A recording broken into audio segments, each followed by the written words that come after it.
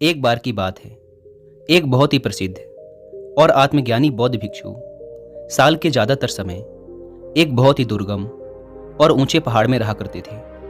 उस पर्वत पर चढ़ना बहुत ही मुश्किल था, इसीलिए पूरे साल भर में बहुत ही कम लोग उनसे मिलने जाते थे।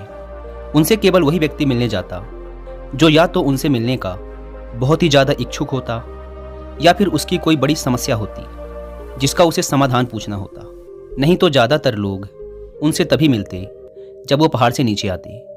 एक बार पर्वतारोहियों का एक समूह उस पहाड़ में घूमने गया तो वहाँ उन्हें किसी व्यक्ति ने बौद्ध भिक्षु और उनकी बुद्धिमत्ता के बारे में बताया। बौद्ध भिक्षु की बुद्धिमत्ता के बारे में जानने के बाद पर्वतारोहियों के समूह ने उनसे मिलने का निश्चय किया। वे पहाड़ में और ऊपर की ओर चढ़ते हुए भिक्षु के आश्रम में पहुंच गए। बौद्ध भिक्षु ने उन्हें देखकर पूरे सम्मान के साथ उनका अभिवादन किया और बैठने के लिए कहा। कुछ देर तक बैठने के बाद उन लोगों ने अपनी अपनी समस्या बौद्ध भिक्षु के सामने रखने का विचार किया, लेकिन उनमें इस बात को लेकर बहस होने लगी कि पहले अपनी समस्या कौन बताएगा। सभी बोल रहे थे कि मेरी समस्या सबसे बड़ी है, इसीलिए पहले मैं अपनी समस्या का समाधान पूछूंगा। धीरे धीरे उनकी बहस करने की आवाज़ ऊंची होने लगी और वहां चारों तरफ जोर का शोर होने लगा। यह देखकर बौद्ध भिक्षु चिल्लाए, तुम सभी शांत हो जाओ, मेरे पास इस समस्या का समाधान है। इतना कहकर बौद्ध भिक्षु वहां से उठकर अपनी कुटिया के अंदर चले गए और थोड़ी देर बाद अपने हाथों में कागज, कलम और एक कटोरी लेकर आए। बौद्ध भिक्षु ने कहा, तुम सभी लोग एक गोला बनाकर बैठ जाओ और एक एक कागज कलम लेकर उसमें अपनी सबसे बड़ी समस्या लिखकर उस कागज के टुकड़े को मोड़कर इस कटोरी के अंदर डाल दो। सभी ने यही किया। वो एक गोल घेरा बनाकर बैठ गए और अपनी अपनी समस्या कागज में लिखकर उसे कटोरी में डाल दिया। इसके बाद बौद्ध भिक्षु ने उस कटोरी को उठाया और उसे अच्छी तरह हिलाकर कागज की पुड़ियों को अच्छे से मिला दिया। फिर बहुत ही शांत भाव से उस कटोरी को पास में ही बैठे पहले व्यक्ति को देते हुए कहा, इस कटोरी को एक एक कर आगे बढ़ाते चले जाओ और हर व्यक्ति कागज का एक वही टुकड़ा उठाएगा जो सबसे ऊपर होगा। फिर उस कागज पे लिखी समस्या को पढ़ो और सोचो कि क्या तुम्हारे जीवन में भी यही समस्या होनी चाहिए जो तुम अभी पढ़ रहे हो, या तुम्हारी अपनी समस्या ही ठीक थी। एक एक कर सब ने कटोरी से पेपर उठाया और एक दूसरे की समस्याओं के बारे में पढ़ा। जब सब ने दूसरों की समस्याओं के बारे में जाना तो वो डर गए और अंत में सब इसी निर्णय पर पहुंचे कि उनकी अपनी समस्या इतनी बड़ी नहीं है जितनी दूसरों की है।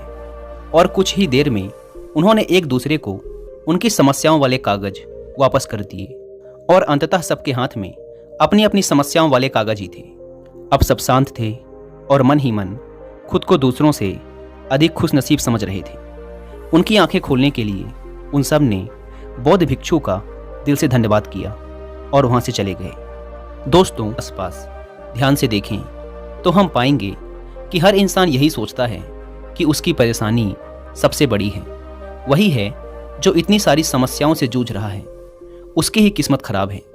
लेकिन अगर हम दूसरों की समस्याओं को देखें, उन्हें ध्यान से सुने, तो हमें हमारी समस्या बहुत छोटी लगने लगेगी। हम खुद को भाग्यशाली समझने लगेंगे। हम अक्सर छोटी छोटी समस्याओं को लेकर अपने जीवन और अपनी किस्मत को कोसते रहते हैं, जिनमें से ज़्यादातर समस्याएं तो ऐसी होती हैं जिन्हें हम थोड़ी सी मेहनत और दिमाग लगाकर समाप्त कर सकते हैं, लेकिन हम उनके लिए भी हमेशा शिकायत करते रहते हैं। अगर किसी इंसान का वजन ज़्यादा है तो ये उसके लिए एक समस्या है। अगर किसी का वजन कम है तो ये भी उसके लिए एक समस्या है। अगर कोई बेरोजगार है तो दुखी है। अगर किसी के पास नौकरी है तो वो अपनी नौकरी से दुखी है।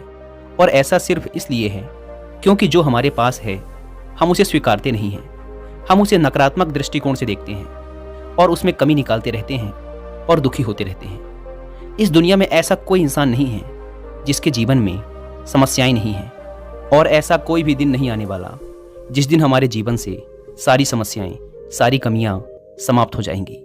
ये हमारी आखिरी सांस तक हमारे साथ रहने वाली हैं। और जरा सोचिए कि अगर हमारे जीवन में दुख और परेशानियां नहीं होंगी तो हम खुशी को कैसे महसूस कर पाएंगे। हम माने या ना माने, परेशानियां हमारे जीवन का एक हिस्सा हैं और हम इनसे भाग नहीं सकते। हमें इनका सामना करना ही पड़ेगा। और समस्याओं का सामना करने का पहला नियम है कि हम इन्हें दिल से स्वीकारें और फिर इनके समाधान के लिए उचित कदम उठाएं, क्योंकि प्रॉब्लम से बचने का केवल एक ही तरीका है कि उन्हें सॉल्व कर दो। दोस्तों, मुझे उम्मीद है कि आपको इस वीडियो से कुछ सीखने को जरूर मिला होगा।